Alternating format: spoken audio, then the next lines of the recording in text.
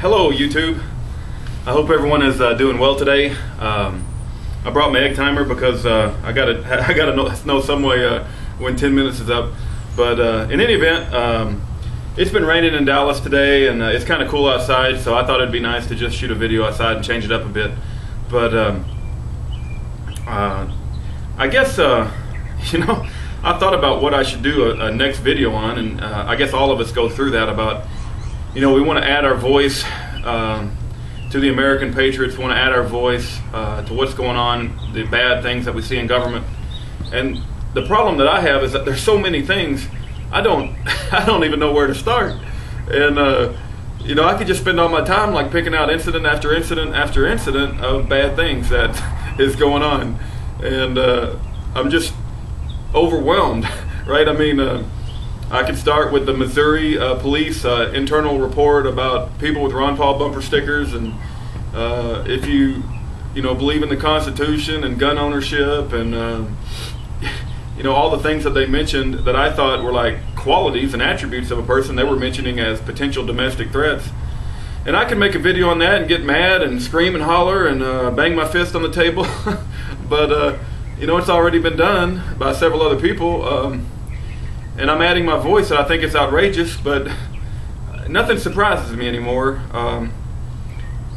And ultimately, we have to put all this in the hands of God. I just don't know what to say. I mean, another incident that occurred is, I think China was talking about the potential of creating a new global currency, and Timothy Geithner, Obama's appointed tax chief, said that he's very open to the idea. And all this is predicted in G. Edward Griffin's The Creature from Jekyll Island. I mean, all of this stuff that has happened has been predicted in his book. If you just buy his book and go to the chapter called A Pessimistic Scenario, it's all laid out. I mean, G. Edward Griffin called it almost exactly. And for those of us that have insight into financial affairs, and I'm not saying I'm the best financial economist in the world, but there are many people that are financial economists, experts, that have, they called the downfall of the Dow, the downfall of the housing industry, all the things that have happened, the Dow declining.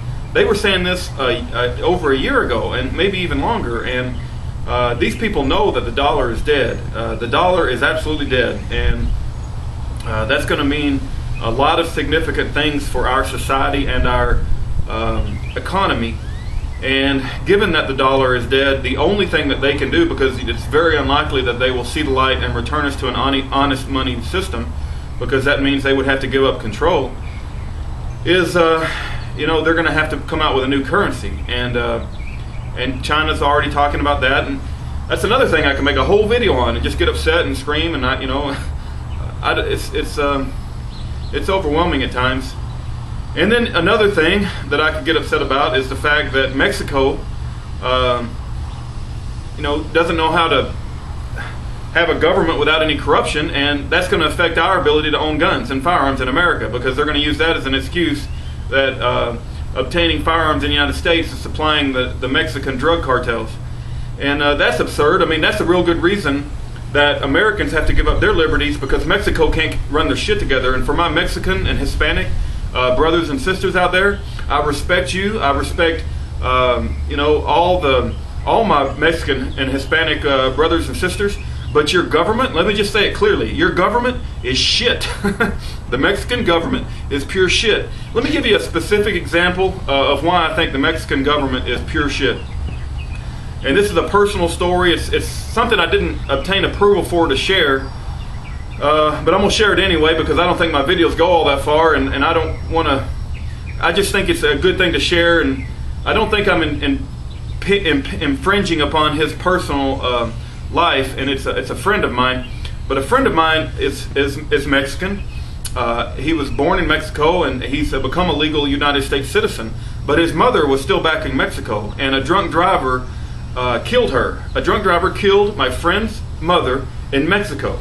And you know what the police did? The police called him and told my friend, if you want us to arrest the man, the drunk driver who killed your mother, you will send us this amount of money. Now, he didn't tell me the amount of money, but think about the corruption that that is going on in Mexico when the police will not arrest someone who has killed somebody in a drunk driving incident, and they call the son that they know lives in America and has a good job, and basically try to extort money for him in order to do their job.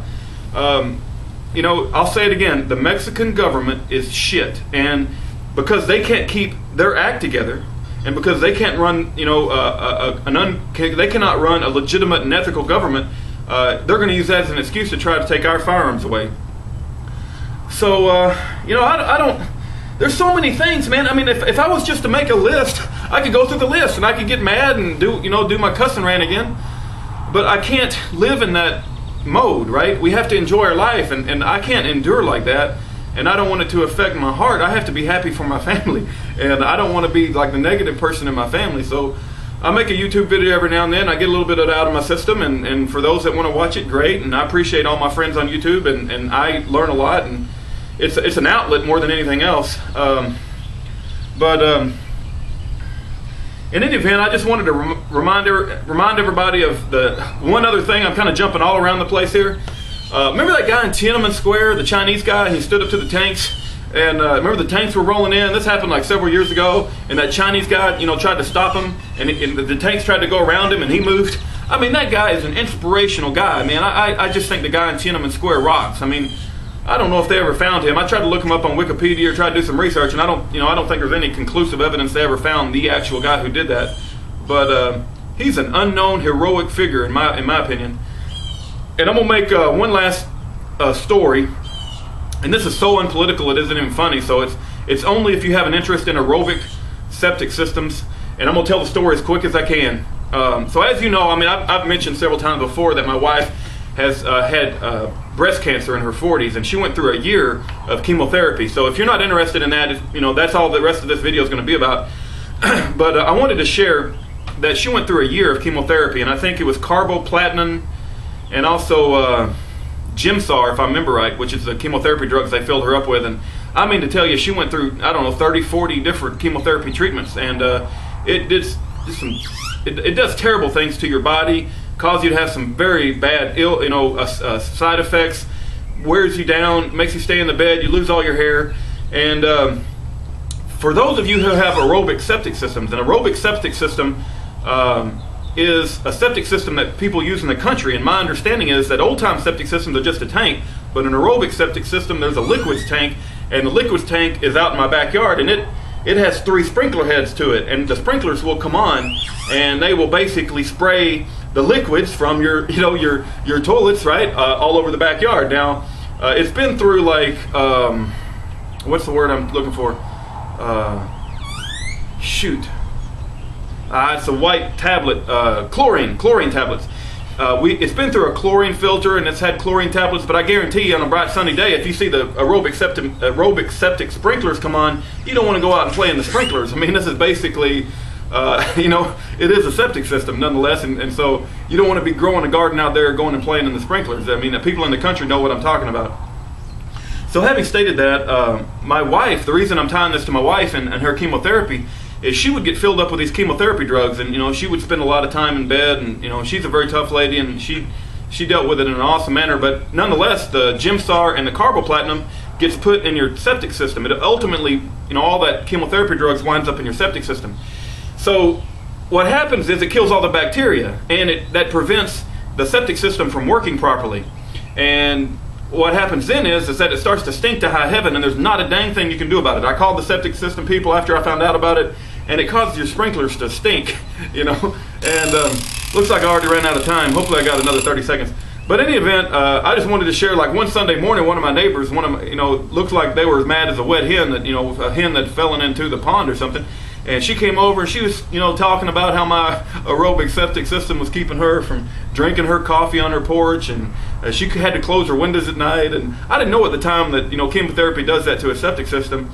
But I have learned that since, and I had to listen to her scream and holler, and but anyway, we found out why, and I just wanted to share that. And I'll probably title this video "Aerobic Septic Systems and Chemotherapy," so that if anybody else has that problem, they'll know what causes that. But anyway, looks like I ran out of time and I rambled on, and take care everyone. God bless.